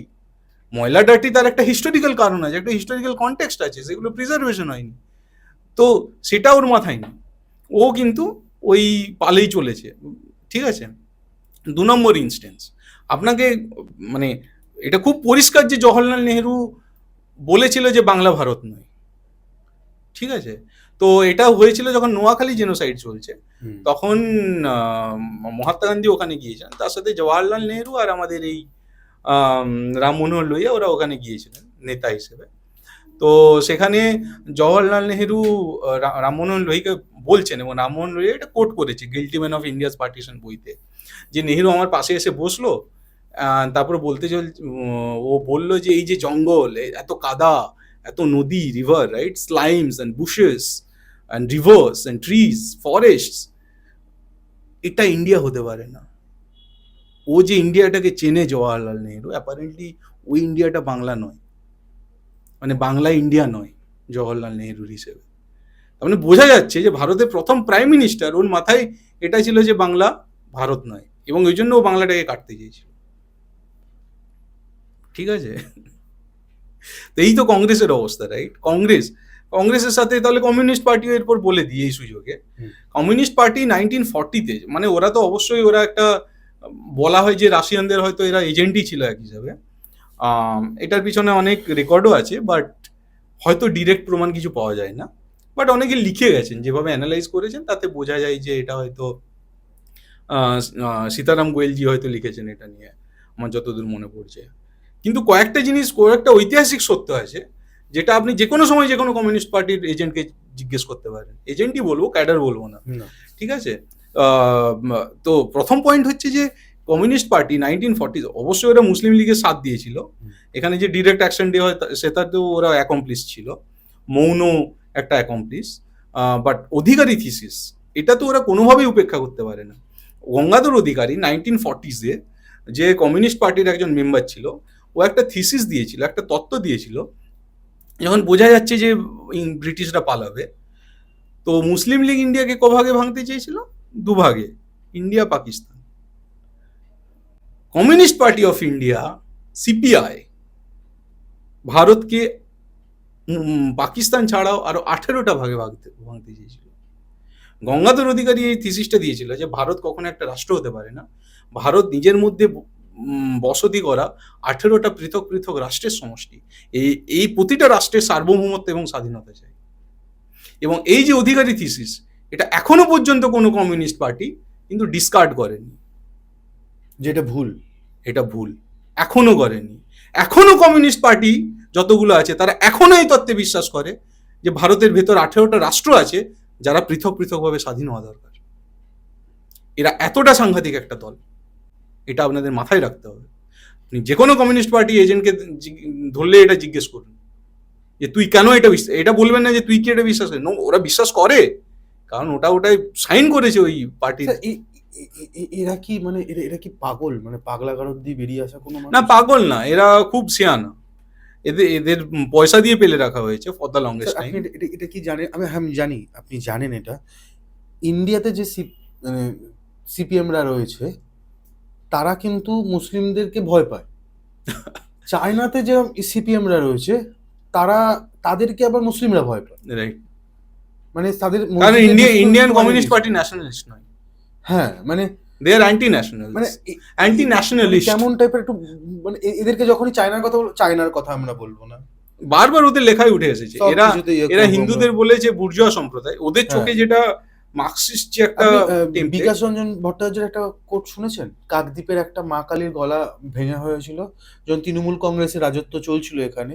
ওখানকার কয়েকজন মুসলিম বা এরকম কোনো ঝামেলার ফলে মুসলিমরা মা কালীর গর্দান উড়িয়ে দেয়, যেটা ওই তারপরে পরে পুলিশ ভ্যানে তোলা হয়। আমি ছবিটা দেখেছি। তো বিকাশ রঞ্জন ভট্টাচার্য তো মূর্তি, এটা তো মূর্তি ভেঙে যেতেই পারে, মূর্তি হয়েছে তাতে কি হয়েছে? এখন বিকাশ রঞ্জন ভট্টাচার্য মানে ব্রাহ্মণ একজন, তো উনি তো রাস্তায় গরু খেয়েছেন। হ্যাঁ, রাস্তায় গরু খেয়ে। যেমন লেনিনের মূর্তি ভাঙা হলো, কেন ভাঙা হবে? হ্যাঁ, এক্স্যাক্টলি। আমি তো বলছি, আমি এই দাবিটা রাখছি, মানে যে ওই যে ছোট্ট করে একটু কথা বলি। আমি যখন কলেজে পড়তাম তখন একটা ডায়লগ দেওয়া হতো যে চিড়িয়াখানায় দুটো পশু, বুদ্ধদেব আর বিমান বসু। বুদ্ধদেব বাবু মারা গেছেন, আমি ওনাকে কোনো অসম্মান করবো না, খুব ভালো মানুষ ছিলেন, কিন্তু বিমান বসুর মতো মানুষ এই মিছিলে নেমেছে। বিশ্বাস করুন, আমার দাদুর বয়সী দাদু, এখন আমার দাদু সিপিএম করতো এক সময়, তিনিও বলতেন অনেক জায়গায় ভুল হতো কিন্তু আমি কিছু বলতে পারতাম না। কিন্তু তাকে দেখি আমার না এত নিজেকে লজ্জা লাগছে যে এই মানুষটা বা এই মানুষগুলো একসময় আমাদের রাজ্যকে চালিয়েছে। মুসলিমদের পাছায় হাত দিয়ে মানে সব সময় একটা মানে হ্যাঁ তোমরা করো যা ইচ্ছা করো, আমরা রয়েছি এটাতে, এটা দেখা গেছে। এবং এই যে বিকাশ রঞ্জন ভট্টাচার্য চোট্টা একটা লোক, যে নিজেই মানে কি বলবো, মানে এদেরকে বলাও আমার যেন কিছু নয়। মানে একটা আমি ছোট কেন এত মানে মাথাটা হুট করে গরম হয়ে গেল, এই শতরূপ ঘোষ যিনি আছেন এখন বর্তমানে চিল্লায়, যিনি আছেন মানে যারকে কেউ ভোটও দেয় না, আমি জানি না কোন জিতেছে কিনা, সে মুর্শিদাবাদের কাণ্ডতে কিন্তু কোনো কথা বলে। রাইট, আপনি জানেন তো মুর্শিদাবাদে কি হয়েছিল? মানে ওখানে জিয়াগঞ্জ না, ধুলিয়ানে, আর একটা হচ্ছে আপনার ভুলে আছি, কাটোয়ার পরে একটা লাইন আছে, কাটোয়াতে করে আমরা যাই, কি জানো ভাই ট্রেনটা এক্সপ্রেস গঞ্জ না, হ্যাঁ জঙ্গিপুর। এই জায়গায় যখন এরকম একটা প্রবলেম দেখা যাচ্ছিল তখন কিন্তু শতরূপ ঘোষ ওখানে গিয়ে প্রোটেস্ট করতে পারেনি, ভয় রাইট। যদি ওদেরকে মেরে দেয় তৃণমূলরা তো মারবে, ভয় এবং আলাদা হিন্দুদের উপর ঘৃণা, হিন্দু মিশিয়া। হিন্দু হিন্দু হিন্দু ইয়ে কিনা কোনোদিন আমরা দেখলাম না। আমি মাঝে মাঝে আমার এটা না, আমি আজকে আপনাকে মানে আমি নিজের মনের কথা বলছি, আমি সিপিএমরা না মানে এখানে কেন এত ভয়টা কেন পায় আমি এখনো বুঝলাম না। রাইট। না ভয় না, এটা একটা টেমপ্লেট আছে। টেমপ্লেট এটা, হ্যাঁ, টেমপ্লেট এটা ভয় পায় না তাহলে? না, এটা টেমপ্লেট আছে, ওরা ওটাই মেনে চলে। তো টেমপ্লেটটা ক্রিয়েট, কারণটা কি স্যার আপনার কি তো মনে হয়? 1800 যখন এই যে আপনি যে আইএএস আইপিএস যে পুরো সিস্টেমটা দেখছেন, আরে 1870 বাবা, আইপিএস আইএস এর কথা বলবো, আমি আজকে ভাইকে দেখাচ্ছিলাম। আমি টেমপ্লেটটা বলছি, টেমপ্লেটটা বলি, তারপর হিস্ট্রি আছে এটা লং। এখন বর্তমান 1870 ডাব্লিউ হান্টার বলে একজন তৎকালীন আইএএস ছিল। তো যখন আমাদের সিপাহী বিদ্রোহ হয়, তারপর ও দেখতে চেষ্টা করে যে ইন্ডিয়াকে কিভাবে শাসন করা যায় যাতে এই সিপাহী বিদ্রোহ টাইপের জিনিসপত্র না ঘটে। তো ও এটা নিয়ে কিন্তু 9টা ভলিউমের বই লিখেছিল, which is basically the guide book for the bureaucrats, Indian bureaucrats. মানে ইন্ডিয়ান ব্যুরোক্রেসি যেভাবে মানে ঢেলে সাজানো হয়েছে বা ঢালা হয়েছে, ওই ডাব্লিউ হান্টারের ধাঁচে টালা হয়েছে। ডাব্লিউ হান্টার কি কি বিশ্বাস করতে সেগুলো যদি বলি তাহলে আপনি বুঝে যাবেন এক্স্যাক্টলি। ডাব্লিউ হান্টার ওর বইয়ে লিখেছিল। তো তখন অ্যাকচুয়ালি যখন এই ম্যাকলে শিক্ষা ব্যবস্থা চালু হয়, হিন্দুরা ওটাতেও এক্সেল করতে শুরু করেছিল, স্পেসিফিক্যালি বাঙালি হিন্দুরা। হসপিটালে ডাক্তার হিন্দুতে ভরে গেছে, ওরা আশা করেছিল হয়তো ক্রিশ্চিয়ান বা এটা ভরবে, কিন্তু হিন্দু ডাক্তারে ভরে গেছে, হিন্দু উকিল অ্যাডভোকেট জাজ হতে শুরু করেছে। ল্যাঙ্গুয়েজটিক্যালি খুব ভালো হয়ে গেছে। হ্যাঁ, ভালো হয়ে গেছে, ইংরেজিতে তাড়াতাড়ি রপ্ত করে ফেলেছে, ডাক্তার হয়ে গেছে, ইঞ্জিনিয়ার হয়ে গেছে, ওদের আইনে ওদেরকেই ফাঁসিয়ে হ্যাঁ দিচ্ছে। ফাঁসাচ্ছে। তো আর মুসলিমরা কিন্তু, মুসলিমদের কাছে মেডিসিন মানে এগুলো হারাম ছিল, হ্যাঁ, মুসলিমরা কিন্তু ওগুলো পড়েনি তখন। আর এমনিতেও কিন্তু এই বাকি যে লাইনগুলো আছে এখানে কিন্তু মুসলিমদের কোনো ছিটে ফোটা ছিল না। তো এটা অবজার্ভ করে ডাব্লিউ হান্টার তখন লিখছে যে মানে হিন্দুজ বোঝা যাচ্ছে যে they are far more superior in terms of intellectual, in terms of intellect.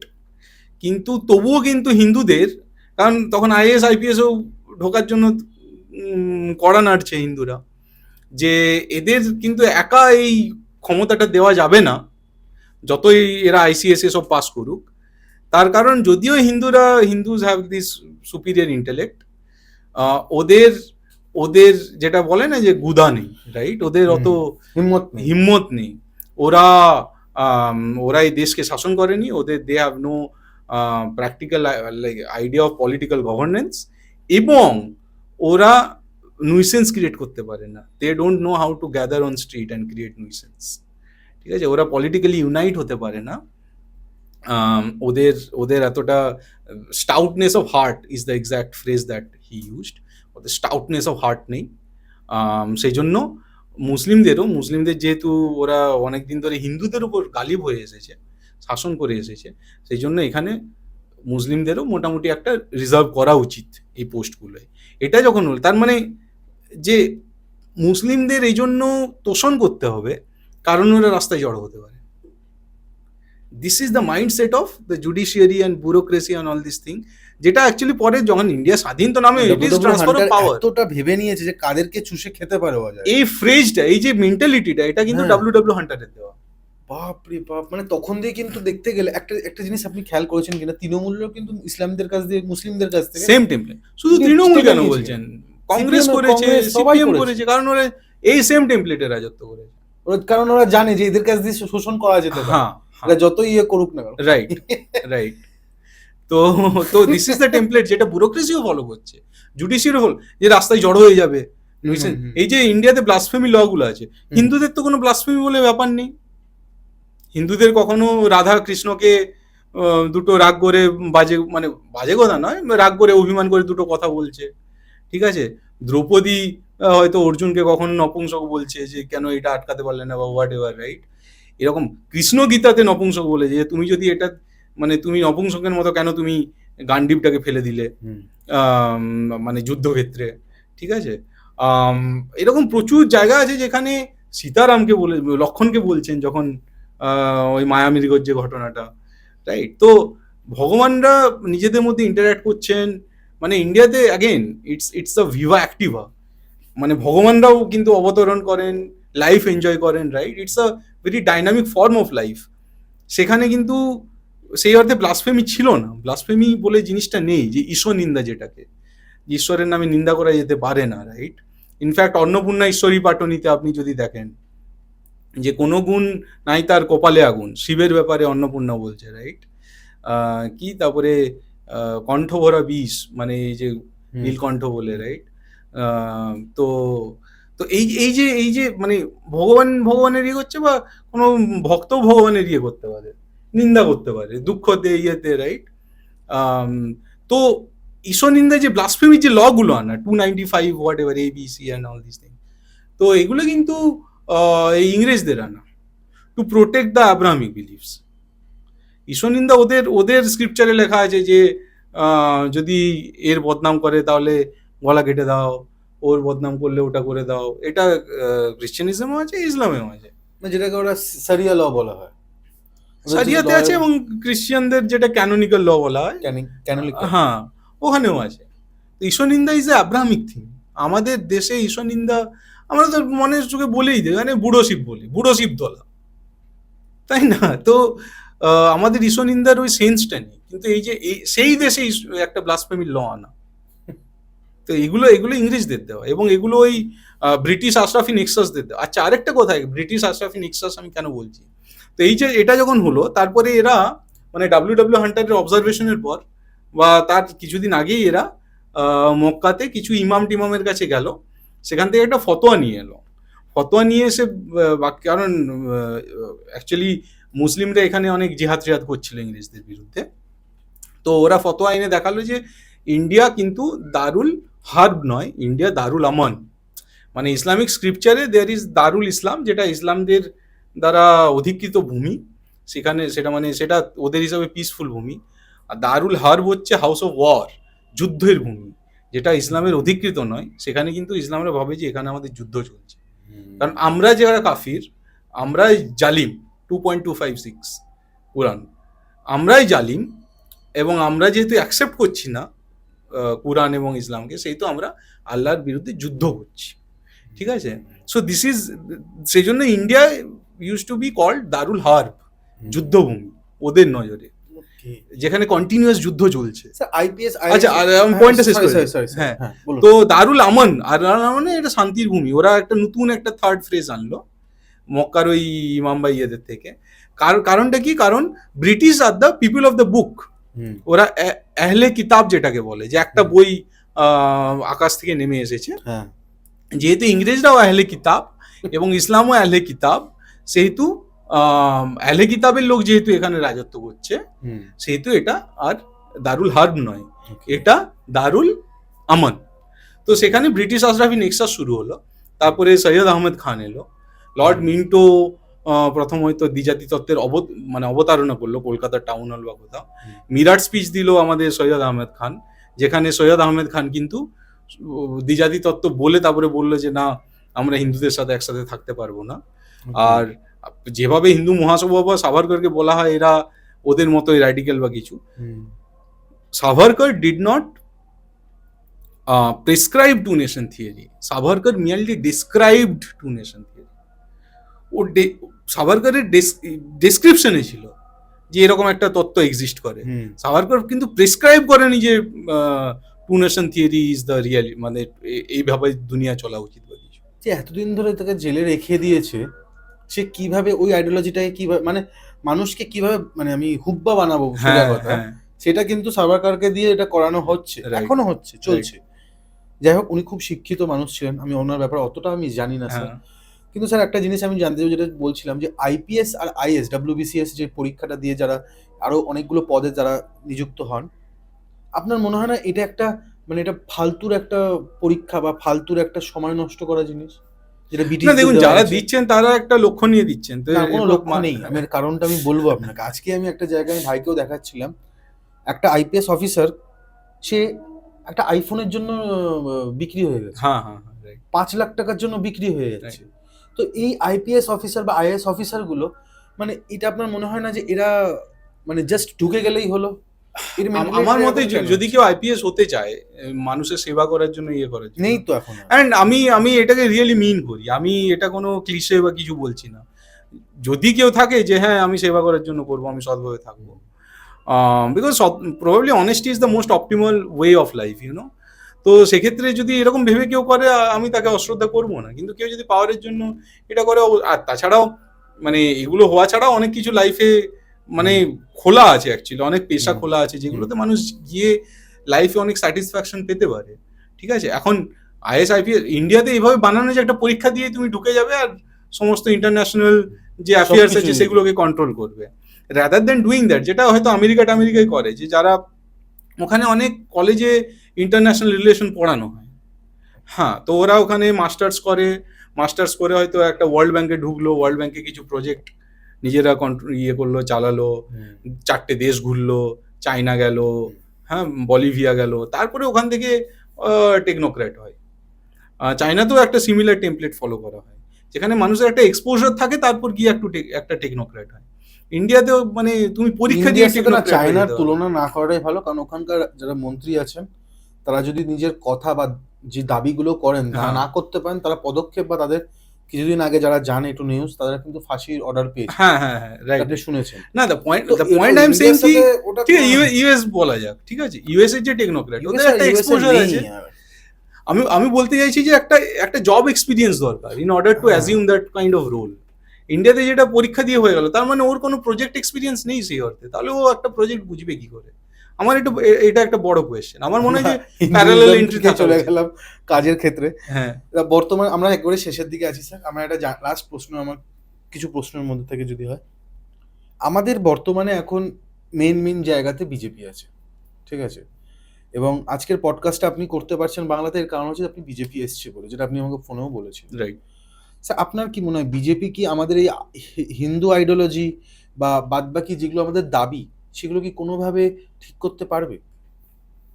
Right, নাও যেটা প্রথম পার্টের যে কোয়েশ্চেনটা, বিজেপি আছে, এবং একটা ইন্টারনেট নামক একটা জিনিস হয়তো রিসেন্টলি ডিসকভার হয়েছে, এই কারণে যে আমাদের যে হিন্দুদের যে চর্চাটা, দর্শন চর্চা হতে পারে, পলিটিক্সের চর্চা হতে পারে, আমি যে বই লিখছি তার চর্চা, এটা কিন্তু খুলে গেছে। এটা ইন্টারনেটের সূত্রেই খুলেছে, রাইট। এটার জন্য যতটা বিজেপি রেসপন্সিবল, হয়তো মানে কংগ্রেস যেভাবে শুকিয়ে গেল, একটা বড় কারণ কিন্তু ইন্টারনেট, যে ওদের যে হিপোক্রিসি সেটা এক্সপোজ হতে শুরু করলো। নাও সেকেন্ড কোয়েশ্চেন হচ্ছে যে বিজেপি কি আমাদের হিন্দুত্বের যে দাবি দাওয়াগুলো আছে সেগুলো কি পূরণ করতে পারবে? না, তার মানে আমাদের ঠিক করতে হবে হিন্দুত্বের দাবি দাওয়া কি কি আছে, রাইট। প্রথম পয়েন্ট হতে পারে যে মানে আমরা অলরেডি দুটো জিনিস পেয়ে গেছি। হ্যাঁ, না, আমাদের একটা ফান্ডামেন্টাল জায়গা থেকে জিনিসটা অ্যাপ্রোচ করতে হবে।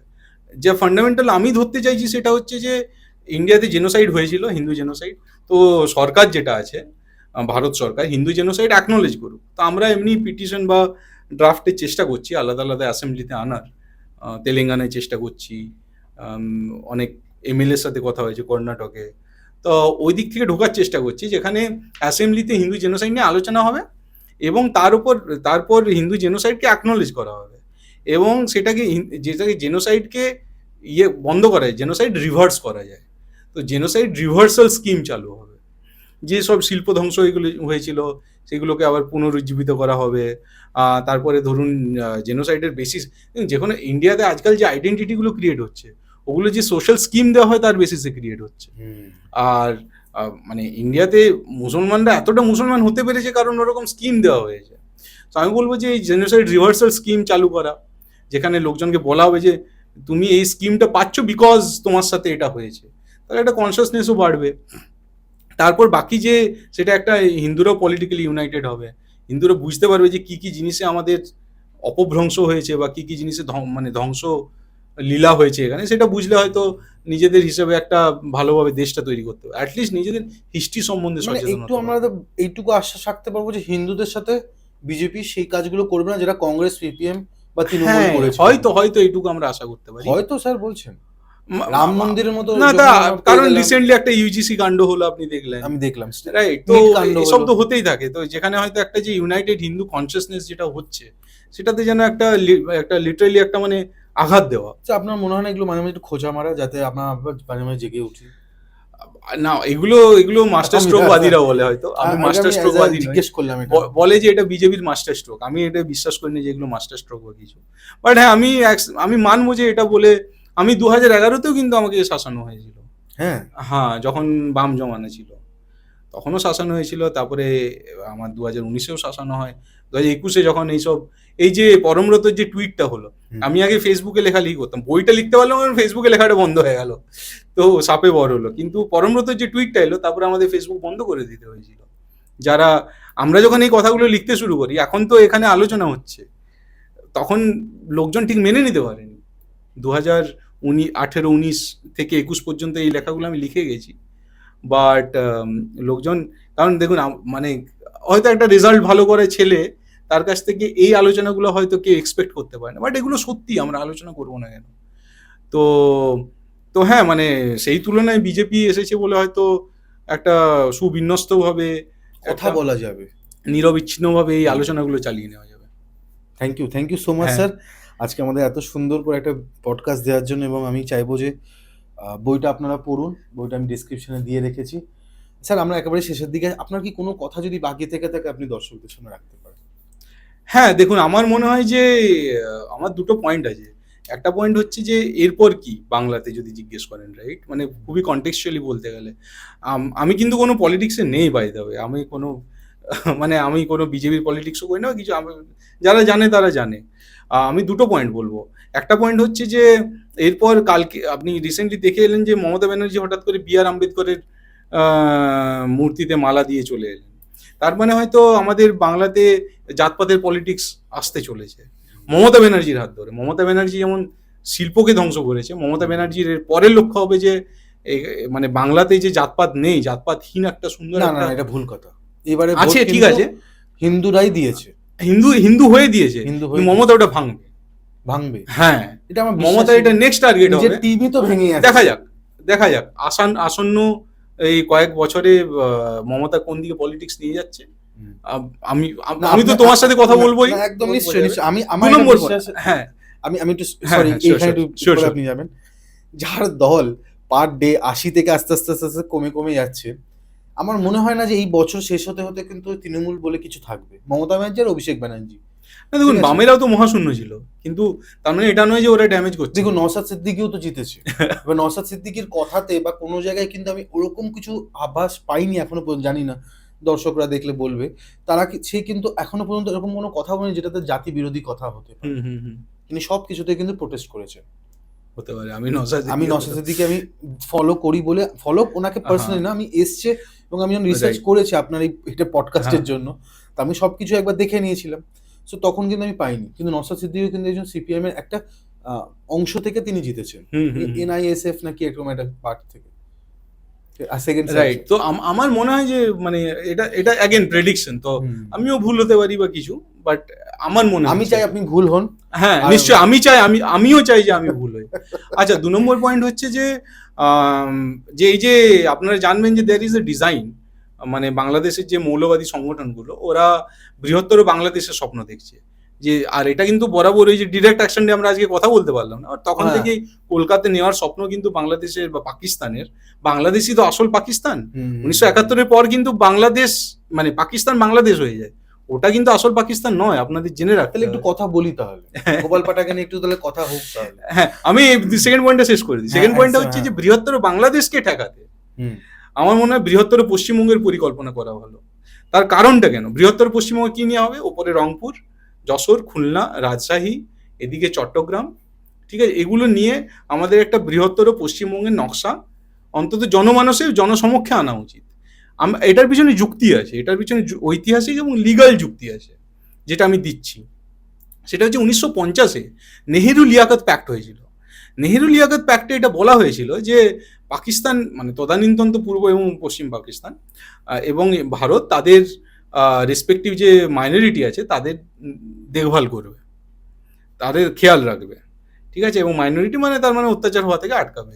এর বেসিসে অ্যাকচুয়ালি তারপর যেটা করে আমাদের নেহেরু 1950-এর মানে মার্চ প্রি 1950 পোস্ট 1950-তে এদের ভেঙে দেয়। এই যে ওখান থেকে হিন্দু উদ্বাস্তুরা আসছিল, তো পোস্ট 1950 হিন্দুদের কিন্তু পুনর্বাসনের ব্যবস্থা করা হয়নি। প্রি 1950 যে হিন্দু ছিল তাদের পুনর্বাসনের ব্যবস্থা করা হয়েছিল। তার মানেটা কি দাঁড়ালো? যে আপনারা হাইনার হাতে দিল্লি সরকার, দিল্লি থেকে যে সরকার চললো, সে প্রথমে ভারতের ভাগ মানে বাংলা আর পাঞ্জাবের ভাগ, সোজা কথা। প্রথমে দিল্লিতে বসে সরকার কাস্ট সরকার ব্রিটিশ না বাবুদের আমার জানার দরকার নেই, তারা বাংলাকে ভাঙলো, পয়েন্ট ওয়ান। পয়েন্ট টু, বাঙালি হিন্দুদের হায়নাদের হাতে ছেড়ে দিল, বললো যে তোমাদের খেয়াল রাখবে, আমরা তো চুক্তি করে নিয়েছি নেহেরু লিয়াকত, এবং ওখান থেকে যারা বেঁচে আসতে চাইছে তাদের পুনর্বাসনের ব্যবস্থা করলো না। তার মানে, আর অন্যদিকে কি হলো, এখানে যারা এখান থেকে যেগুলো যারা মুসলিমরা গিয়েছিল পাকিস্তানে, সেই প্রপার্টিগুলোকে ওয়াক অফকে দিয়ে দিল 1953-তে, Waqf act, Waqf board বানিয়ে। আর এক ছোট্ট তার মানেটা কি হলো, মানে ওখানে যে হিন্দু মাইনরিটি ছিল তার বেসিসে তো ওদের ল্যান্ড অ্যালট করা হয়েছে, ওদের পপুলেশনের হিসেবে ল্যান্ড অ্যালট করা হয়েছে।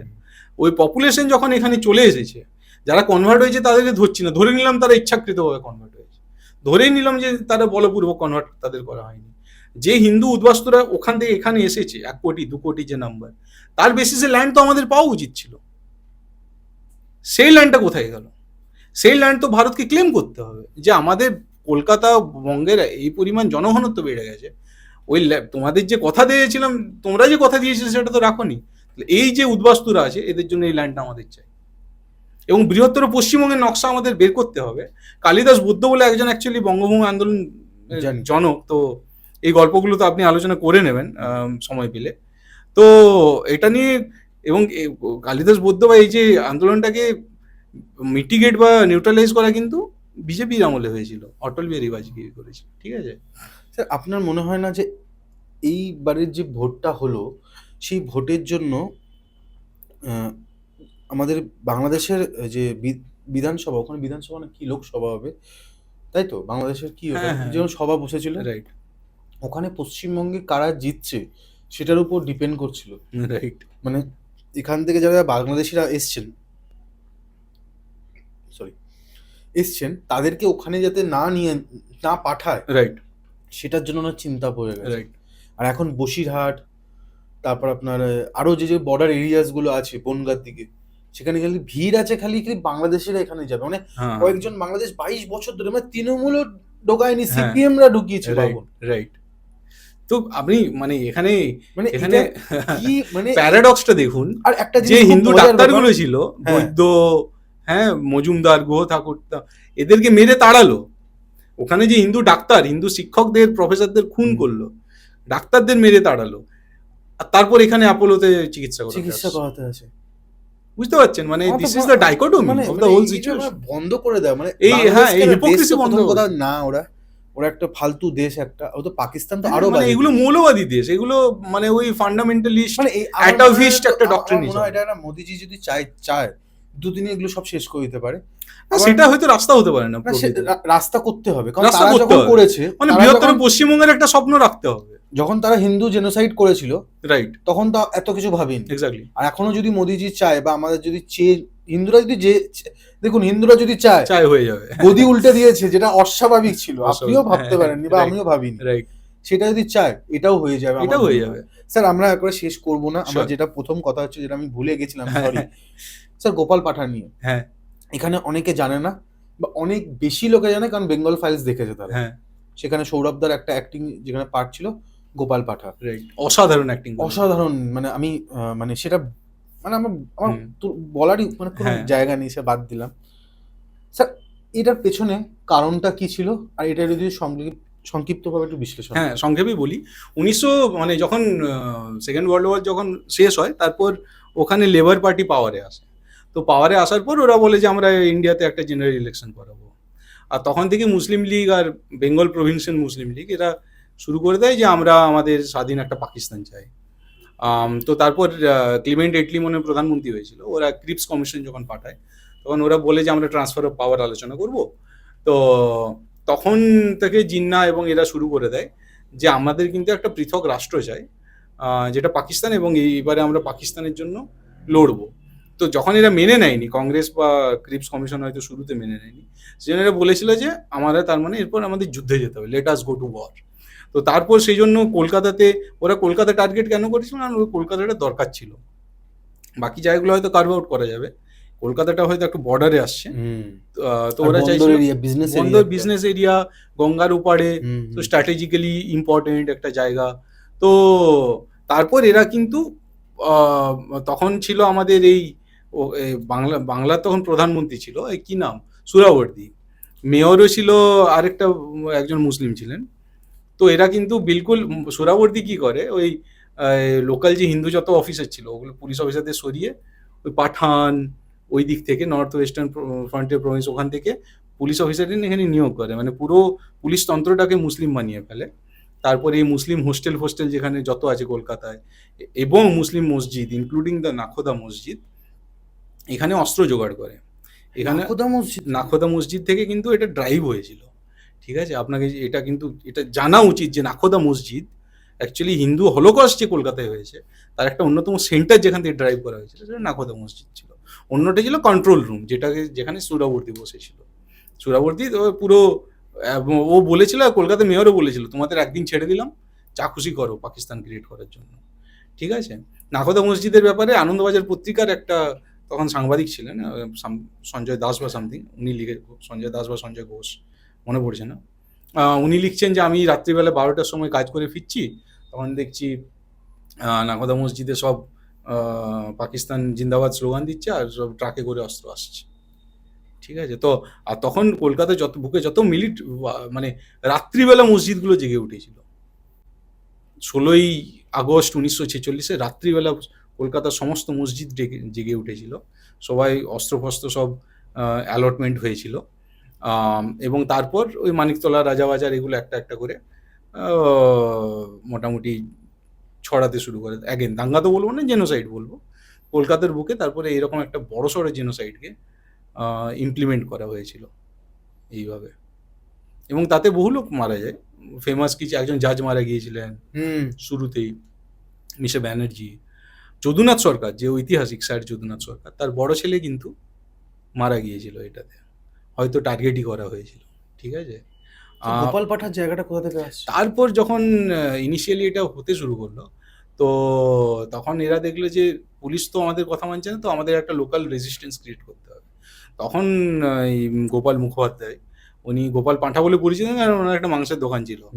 আর তখন কিন্তু এই স্বামী বিবেকানন্দ বা এরা এদের অনুপ্রেরণাতে চালু হয়ে গিয়েছিল যে মানে যে যখন মাংস কাটা হবে ওটা অ্যাকচুয়ালি ওই জেনারেলি কোনো কালী ভক্ত বা এরা বলিদান হিসাবে, ঝটকা বলতে এরা বলিদান দেবে আর কি। তো এবং স্বামী বিবেকানন্দ এটা কিন্তু অপোজিটে ছিলেন, অ্যাগেনস্টে ছিলেন, ইনি এটাকে কিন্তু হ্যাঁ অ্যাপ্রিসিয়েট করেছিলেন। তো গোপাল পাঁঠা তখন এরকম মাংসের দোকান ছিল, তো উনি তারপরে গ্যাদার করতে শুরু করেন, শিখদের জড়ো করেন, বিহারিদের জড়ো করে, বিহারি লেঠেলদের জড়ো করে, অস্ত্র জোগাড় করে। তারপরে ও বলেছিল আমাদের বাঁচতে হলে কিন্তু পুলিশ তো বাঁচাবে না, আর কেউই বাঁচাবে না, ভারতের দিল্লির কোনো গান্ধী বান্ধি বাঁচাবে না, আমাদের নিজেদেরই বাঁচাতে হবে। তো তারপর উনি কিন্তু একটা লোকজনকে জড়ো করে এই যে এই প্যারাসাইট যেটা ছড়িয়ে পড়ছিল, একটা ভয় যে ছড়িয়ে পড়ছিল, ওটা থেকে বাঙালিদের মুক্ত করেন। তো গোপাল ভাঁটা হয়তো সেদিন যদি না থাকতো, খুব সম্ভবত কলকাতা কিন্তু খুব সম্ভবত হয়তো বাংলাদেশে চলে যেত, যে হারে এখানে হত্যা লীলা চলেছিল। আর এটার পেছনে পুরোপুরি কংগ্রেস? এটার পিছনে কংগ্রেসের ক্লিবতা ছিল এবং পুরোপুরিভাবে মুসলিম লীগ গান্ধীজি ছিল। তখন তো বেঁচে ছিল। হ্যাঁ, গান্ধীজি বেঁচে ছিল। আমি আপনাকে বললাম না, যেমন জওহরলাল নেহেরু হয়তো মনেই করতো না যে বাংলা ভারতের অংশ। সো প্রবাবলি কংগ্রেস এই অর্থে কোনো বিবৃতিও দেয়নি যখন এগুলো চলছে, কারণ এখানে মুসলিম লীগের সরকার ছিল তখন। আপনাকে আপনার মানে আমাদের এটা এখানে আলোচনা করা উচিত। তো সেই নিয়ে কিন্তু কংগ্রেস আটকাতে বা ইয়ে করতে, নিউট্রালাইজ করতে কোনো রকম কোনো বিবৃতি দেয়নি, অন্তত আমি পড়িনি। বরং বাইরের প্রেস থেকে এটা নিয়ে কথা বলা হচ্ছে। ইন্ডিয়ার কংগ্রেস এই অর্থে এখানে কংগ্রেস বাঁচানোর, হিন্দুদের বাঁচানোর কোনো চেষ্টা করেনি অ্যাকচুয়ালি। আপনার মনে হয় না স্যার যে এই বিষয়টা যে উপর যে বইটা বেরিয়েছিল, মানে সিনেমা হিসাবে বেরিয়েছিল, সেই সিনেমাতে তৃণমূল কংগ্রেস আটকাচ্ছে কেন? আপনি এটা ছোট জিজ্ঞেস করবো। হ্যাঁ, তৃণমূল দেখুন, আমি অ্যাগেন পলিটিক্যালি হয়, আর তৃণমূল কংগ্রেস এই জন্য আটকাচ্ছে because probably they have a vote bank, যাদের একটা চলে আসছে, যাদের একটা এজেন্ডা আছে। সেই এজেন্ডাটা আইদার বাঙালিদের সামনে বাঙালিকে মানে যে এজেন্ডাটাকে হোয়াইট ওয়াশ করে রাখা হয়েছে, যাতে বাঙালিরা জানতে না পারে যে এইরকম একটা হিস্ট্রি নাখোদা মসজিদের আছে, এরকম একটা হিস্ট্রি কলকাতার ধর্মতলার বা Maniktala, Rajabazar, science college. Direct action ডেতে একটা ইয়ে পাওয়া যায় যে মেয়েদেরকে মেরে ছালটা ছাড়িয়ে পাঁঠার মতো ঝুলিয়ে রাখা হয়েছিল, এরকমও ডিসক্রিপশন পাওয়া যায়। তো এই যে এই একটা ব্রুটাল যে হিস্ট্রি, এই হিস্ট্রিটা হয়তো বাঙালিদের না জানতে দেওয়া, জানলে হয়তো সেক্ষেত্রে এরা যেটাকে হিন্দুত্বের উত্থান বলে, মানে ইটস এই যে হিন্দু কনসিয়াসনেস বা হিস্টোরিক্যাল কনসিয়াসনেস বলতে পারেন, যে একটা ইতিহাস জানা, এটা হয়তো মানুষের সামনে চলে আসবে, এই জন্য হয়তো এরা ব্লক করেছিল। এর পিছনে বৃহত্তর বাংলাদেশের পরিকল্পনা থাকতে পারে। এই যে জয় বাংলা, মামাটি মানুষ, প্রতিটা স্লোগান তো তৃণমূলের বাংলাদেশ থেকে খেলা এসেছে। হবে। খেলা হবে বাংলাদেশ, মানে খেলা হবে ইজ আ ক্লিয়ারলি জেনোসাইডাল হ্যাঁ, সেটা এখন ভিডিওও আছে। Genocidal slogan. তো তো সেই জন্য এরা এরা এটাকে ব্যান করেছিল, মানে it's very obvious. Thank you so much sir, thank you so ধন্যবাদ, মাচ। হ্যাঁ। এবং আজকের পডকাস্টটা অনেক ভালো হয়েছে এবং আমার খুব স্যাটিসফাইং একটা পডকাস্টের মধ্যে একটা পডকাস্ট। বলবো বইটা নিন, বইটা বাংলায় আসবে বলছিলেন। হ্যাঁ, নিশ্চয়ই বাংলায় এই আমি বছরে চলে দশের আসবে? মধ্যে, এবারে আমাদের বিজয়া দশমীর মধ্যে আমি পাবলিশ করার চেষ্টা, এই বইটা কন্নড় ভাষাতেও কর্ণাটকেও পাবলিশ করা হচ্ছে। আমার একটা খেদ ছিল যে বাংলায় হচ্ছে না কেন, তো প্রবাবলি আমি এবার হবে। আমি নিজেই ট্রান্সলেট করবো। এবার স্যার ওদের হলে আগে কিন্তু বা আপনাদের একসাথে আমাদের আমার সাথে এসে আবার আসবো। আবার একটা কথা আমরা হ্যাঁ, অন্যরকম আমরা এরপর বাংলাতে, তারপরে আপনার হ্যাঁ। বইটা পাঠিয়ে দেবো, তখন অন্যরকম ভাবে কথা হবে, ঠিক অন্যরকম আছে? ভাবে কথা হবে। আর এখানে যা যা বললাম আমি সবকিছু রেফারেন্স আছে, যা যা রেফারেন্স সব আমার বইতে দেওয়া আছে, তো আমি রেফারেন্সের বাইরে থেকে এখানে একটা কথাও বলিনি। স্বাভাবিক, বলবো কেন? কারণ আমার যতটাই হোক পেটে বিদ্যা আছে, আমার হ্যাঁ। ল্যাঙ্গুইস্টিকলি ইংলিশ বা হিন্দি না বলতে পারি, আমি তো পারি না, স্যার পারেন, স্যার লিখেছে। না না, আমিও বাংলা মিডিয়ামেরই ছেলে। বাংলা মিডিয়ামে হ্যাঁ, আমি ইংরেজিতে লিখেছি বিকজ এই যে all over the ইউনিভার্সিটিতে, world হ্যাঁ, জানতে যাতে পারে একটু ব্যাপারটা, একটু ইজিলি হয়ে ঢুকতে যায়। পারে, হ্যাঁ, এই কাজগুলো। ঠিক, ঠিক। বেশি কথা পাচ্ছি না, আমি আপনাদের হোস্ট কৌশিক সেন, আজকে আমাদের গেস্ট বিজিৎ সিংহ স্যার, এবং ক্যামেরার পেছনে অ্যাজ ইউজুয়াল কিংশুক সেন। নমস্কার। ধন্যবাদ, নমস্কার।